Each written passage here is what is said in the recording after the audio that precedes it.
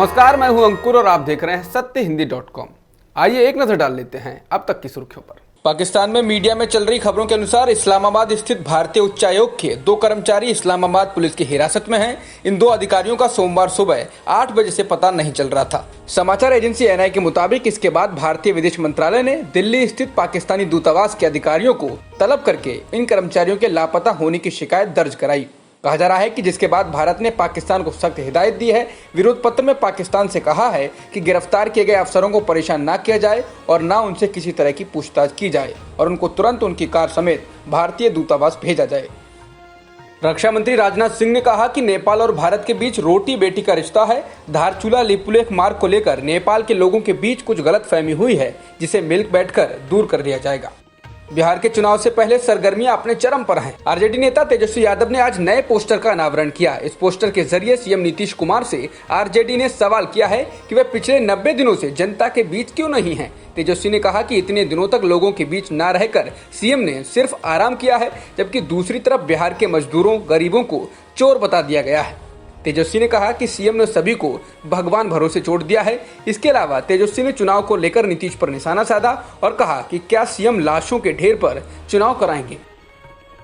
नीतीश सरकार में मंत्री अशोक चौधरी ने राजद नेता तेजस्वी यादव को लीगल नोटिस भेजकर माफी की मांग की है। दरअसल हाल ही में तेजस्वी यादव ने सोशल मीडिया पर अशोक चौधरी का एक वीडियो साझा किया था, जिसमें ये कथित तौर पर लालू यादव और उनकी पार्टी को गाली देते दिखाई दे रहे थे।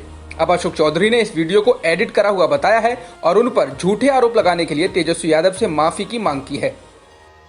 राष्ट्रीय राजधानी क्षेत्र में हर आदमी के कोरोना टेस्ट का इंतजाम किया जाएगा।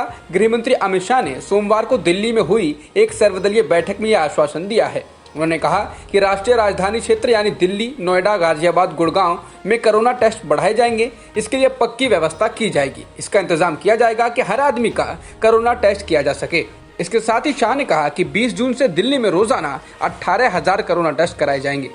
कोरोना संकट को लेकर प्रधानमंत्री नरेंद्र मोदी कल यानी मंगलवार को सभी प्रदेशों के मुख्यमंत्रियों से बातचीत करेंगे। इस बातचीत से पहले कर्नाटक के मुख्यमंत्री बीएस येदियुरप्पा ने कहा कि हम पीएमसी का लॉकडाउन में और ढील देने की मांग करेंगे। उन्होंने कहा कि लॉकडाउन को बढ़ाने का कोई प्लान नहीं है, यहाँ तक कि वीकेंड में भी लॉकडाउन नहीं लागू किया जाएगा। कांग्रेस के पूर्व अध्यक्ष राहुल गांधी ने लॉकडाउन को लेकर मोदी सरकार पर निशाना साधा है। राहुल ने अल्बर्ट आइंस्टाइन का एक कोट लिखते हुए कहा है कि इस लॉकडाउन ने ये साबित कर दिया है कि अज्ञानता से ज्यादा खतरनाक घमंड होता है। भारत में बीते 24 घंटों में 11,502 नए मामले सामने आए हैं और 325 लोगों की मौत हुई है, जिसके बाद राज्य में कुल संक्रमितों की संख्या 3,24,000 के पार हो गई है और मरने वालों की संख्या 9,500 से अधिक है। वहीं 1,69,000 लोग ठीक हो चुके हैं, जिससे सक्रिय मामले 1,53,000 हो गए हैं।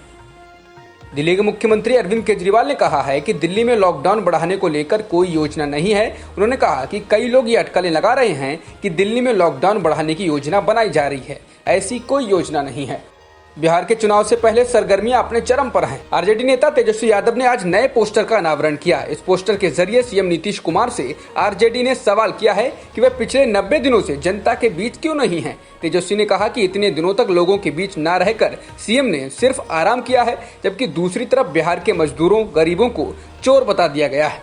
तेजस्वी ने कहा कि सीएम ने सभी को भगवान भरोसे छोड़ दिया है। इसके अलावा तेजस्वी ने चुनाव को लेकर नीतीश पर निशाना साधा और कहा कि क्या सीएम लाशों के ढेर पर चुनाव कराएंगे।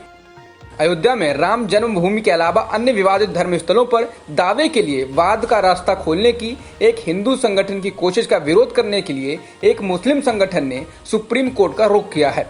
मुस्लिम संगठन जमीयत उलेमा ए हिंद ने एक हिंदू संगठन विश्व भद्र पुजारी पुरोहित महासंघ द्वारा पिछले हफ्ते दायर उस याचिका का विरोध किया है, जिसके तहत 1991 के एक कानून के प्रावधान को चुनौती दी गई है, जो पवित्र धार्मिक ढांचों की धार्मिक विशेषता को 15 अगस्त 1947 की स्थिति के मुताबिक रखने की व्यवस्था करता है।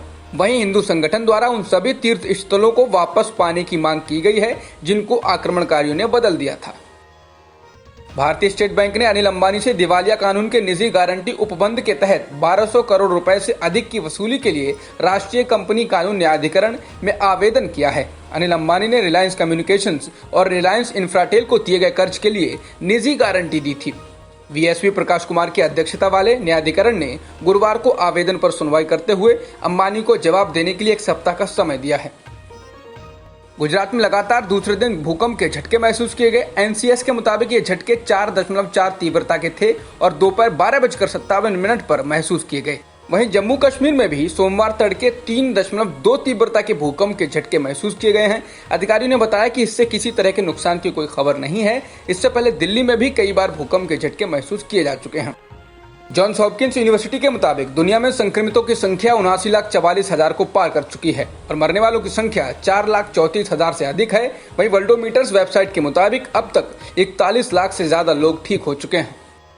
जॉन्स हॉपकिंस यूनिवर्सिटी के मुताबिक अमेरिका में कुल संक्रमितों की संख्या 20,94,000 को पार कर चुकी है और मरने वालों की संख्या 1,15,000 से ज्यादा हो गई है। अब तक की खबरों में इतना ही। बाकी खबरों के लिए बने रहिए सत्य हिंदी.com के साथ।